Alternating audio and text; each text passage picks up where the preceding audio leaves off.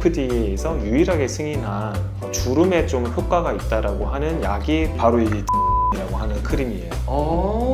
3대1 정도로 섞어서 바르시는 거. 네, 섞어서 이렇게 바르시면 돼요. 네. 얼굴 전체적으로 이렇게 섞어서 바르시면 돼요. 그렇게 섞어서 바르는 이유가 뭐예요? 왜냐면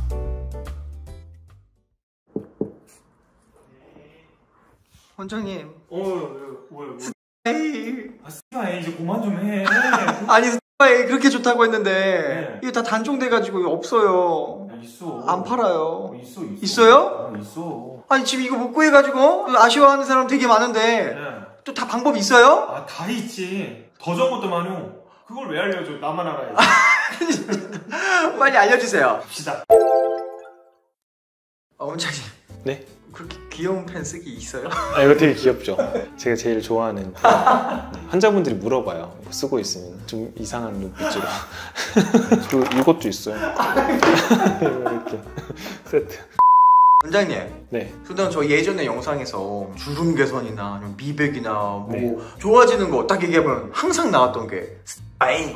그렇죠. 스파이 바르시면 됩니다. 정말 말씀 많이 해주셨는데 그렇게 또 원장님도 즐겨 바르시던 스파이가 단종된 지 좀 됐죠? 너무 많이 팔렸나? 왜 없어졌대? 왜 단종됐대? 그래서 많은 분들이 아니 스파이 단종됐는데 대체할 수 있는 건 없나? 그거 또 바를 수는 없나? 많이 여쭤보시더라고요.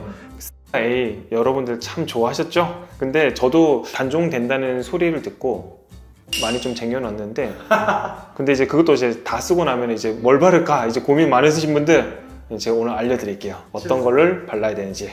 근데 이 영상을 아예 처음 보시는 분들도 계실 수 있을 것 같아요. 네. 스파이가 도대체 뭔가요? 스파이는 피부 재생 주기를 좀 빠르게 만들어준다 이렇게 생각을 하시면 돼요. 피부가 밑에서 이렇게 재생이 돼가지고 쭉쭉쭉쭉 올라와서 각 7층으로 탈락이 되잖아요. 네. 근데 그거를 좀 빠르게 재생시킨다고 생각을 하시면 돼. 그러니까 재생이 안 되기 때문에 노화가 되는 거거든요. 근데 이제 어렸을 때는 너무너무 재생이 잘 돼. 우리가 왜 턱 깨고 이렇게 자고 있으면 자국이 막 생기잖아요. 어렸을 때는 이거 금방 지금은 막 반나절이 제대로 지나도 회복이 안 돼.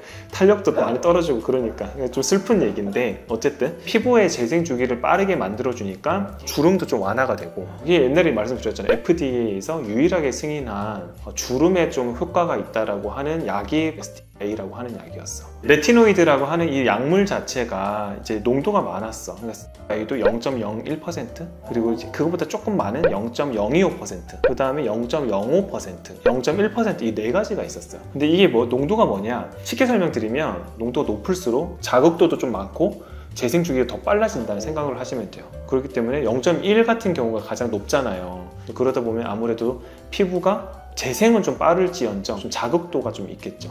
과부하가 걸릴 수가 있는 거예요. 그래서 피부가 좀 더 민감해질 수 있는 가능성이 크다. 하이리스크 하이리턴. 그래서 이제 안전하게 이제 시작을 했던 분들은 이제 0.01부터 아마 시작을 했었을 거예요. 근데 이제 대체적으로 많이 쓰는 게 0.025%.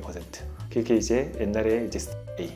여기에서 이제 턴오버 개념이 나오는데 그거는 이제 피부 밑에서부터 착착착착 올라가서 이제 각질층으로 탈락되는 거를 이제 피부 턴오버 주기라고 해요. 근데 이제 이 턴오버 주기가 이제 팍팍팍 빨라지니까 피부 재생력이 좀 빨라지겠죠. 그러니까 이런 얘기를 막 했더니 어떤 이제 딱 돋보기 쓴 어떤 아저씨가 한 명이 왔어. 아저씨 진짜 상담을 하러 오셔가지고 원장님 저 스테이 좀 처방해 주십시오. 근데 스테이가 그렇게 턴오버 재생 주기가 좀 빨라진다고 하던데 그러면은 염색체 텔로미어가 빨리 이렇게 닮아가지고 피부 노화는 결국 앞당겨지는 건 아닌가요?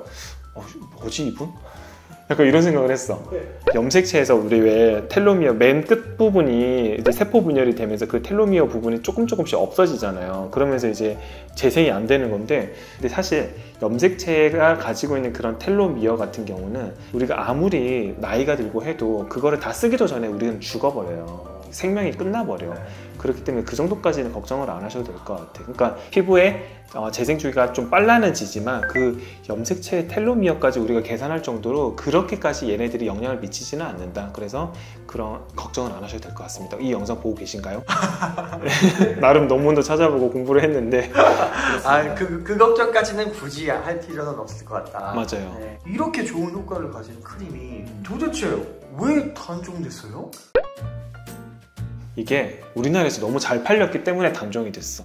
어잉?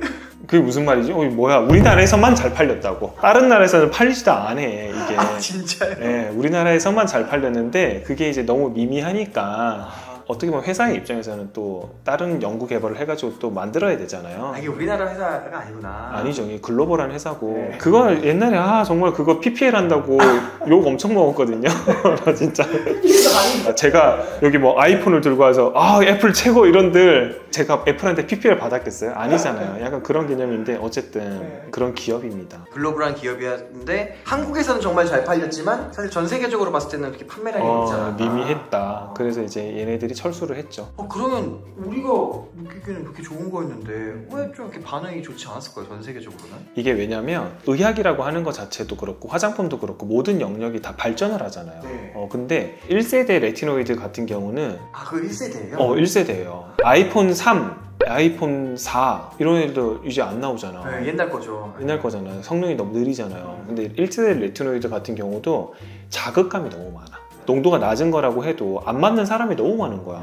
민감해지고 피부가 막 따갑고 막 엄청 각질도 많이 일어나고 여러 가지 부작용들이 너무 많으니까 이제 회사 입장에서도 좋긴 좋은데 이게 긴가민가 약간 이거 업그레이드 좀 필요하겠는데. 업그레이드도 필요하고 이런 생각을 했겠죠. 그러니까 이제 이제 이거 공안 팔자. 이거 너무 컴플레인 들으니까 우리 못 살겠다. 약간 이런 의미도 좀 있지 않았을까. 그래 2세대가 딱 나왔어. 근데 2세대를 딱 만들었는데 되게 어정쩡한 아이폰 있잖아. 아이폰 4나 아이폰 5나 큰 차이는 없는데 약간 그런 거. 그래서 2세대는 또 이렇게 부응을 하지는 못했어. 그래서 이제 그 다음 세대들이 막 나오는 거예요. 이 레티노이드 계열 약품이 이렇게 세대가 있군요. 세대가 있죠. 그래서 2세대는 좀 묻혔지만 3세대부터 괜찮나요? 3세대가 바로 이 디페린이라고 하는 크림이에요. 이 디페린이 여드름 치료를 위해서 들어온 애였거든요. 근데 이게 알고 보면 이게 3세대 레티노이드예요. 1세대 레티노이드, 2세대 레티노이드 같은 경우는 가장 큰 약점이 그거였어. 그거를 바르고 절대 햇빛 보지 말라 그러잖아. 햇빛을 보면은 과민성 반응이 좀 일어날 수가 있고 그로 인해서 또 막 염증 반응, 색소 침착 이런 것들이 또 생길 수가 있었거든. 근데 얘는 광과민성이 훨씬 더 줄었다. 완전히 없다는 건 아니야. 훨씬 더 많이 줄었다. 그래서 선생님마다 의견이 좀 다르겠지만 저는 그래도 가급적 밤에 바르라 라고 얘기를 하는데 햇빛을 많이 보지 않는 분들은 오전에도 발라도 돼. 광과민성에 대한 그런 이슈들을 많이 해결을 한 게 3세대. 그 다음부터 3세대 좀 괜찮네? 그게 이제 해결이 됐기 때문에. 그래서 이제 3세대부터 인기가 좀 있었죠. 그럼 스티브 아이 바르시는 분들이 이거 바르면 되네요? 그렇죠. 근데 왜 그런 거 있잖아. 제가 이거 라면에 비유를 많이 하거든요. 그 땡 라면, 매운맛, 순한맛 이런 거 알죠? 매운맛이 그래도 좀 저는 맛있거든. 자극적인 게 좀 맛있거든. 디페린은 좀 순한 맛이야. 아다팔렌 계열의 이 디페린은 좀 순한 맛이고 스타 같은 1세대 같은 경우는 좀 매운맛. 맛있어. 아주 턴오버가 그냥 쫙쫙 약간 그런 느낌이 좀 있어. 그래서 제가 실제로 스타일을 정말 오랫동안 쓰신 환자분이 계시거든요. 그분한테 요거 한번 써봐라 하고 처방을 해줬어. 내가 안 쓸래. 너무 순하대. 이거 뭐 발라도 느낌이 없대. 진짜 딱 대본에 그러시더라고. 근데 이제 처음 만약에 내가 이런 턴오버 개념을 접하신 분들이라고 하면 순한 맛도 나쁘지 않다. 그거 말고 또 있나요, 그럼 세대가? 4세대가 있어. 4세대가 있어요. 아크리프라고 하는 크림이 있어. 4세대도 이제 요즘에는 선생님들도 그렇고 환자분들도 그렇고 좀 이제 많이 찾고 있는 추세기는 해요. 근데 저는 아크리프 같은 경우는 나온 지가 사실 얼마 되지는 않았어. 그러니까 각종 이제 논문들도 이제 많이 나오고는 있는데 저는 조금 아직까지는 좀 경계를 하는 입장. 왜냐하면 근데 이제 얘 같은 경우는 좀 오래됐어.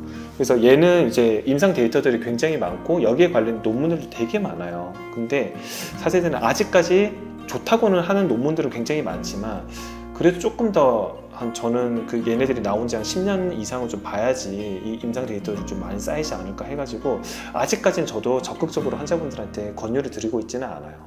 이렇게 들어보니까 1, 2세대 있고 3세대, 4세대까지 있는데 좀 이제 헷갈려 하시는 분들을 위해서 각각의 장단점? 이렇게 비교 같은 거 좀 해주실 수 있나요?